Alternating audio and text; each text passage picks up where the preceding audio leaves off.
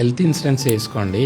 పిల్లోడు పుట్టగానే 21st day అని ఫంక్షన్ చేస్తాడు, 3 నెలలకు మళ్ళీ ఉయ్యాలని ఇస్తామని ఫంక్షన్ చేస్తాడు, బర్త్డేకి ఫంక్షన్ చేస్తాడు, ఉన్నా లేకున్నా బరాబర్ ఫంక్షన్ అవుతుంది. తెలంగాణలో అయితే ఏట దిగాల్సిందే. ఏట దిగడానికి ఎన్ని వేలు ఖర్చు అవుతున్నాయి, ఊర్లో ఎవరినో ఇంప్రెస్ చేయడానికి చేస్తున్నాం. ఆ పైసలు పెట్టుకుని వ్యాక్సిన్ వేసుకోరా, 1 year లో వ్యాక్సిన్స్ అన్ని వస్తాయి ఆ పైసలతోటి. ఈ మాట చెప్తే ఎవరికి నచ్చదు. ఎందుకు ఆ ఫంక్షన్స్, ఎవరి కోసమా వీళ్ళకు?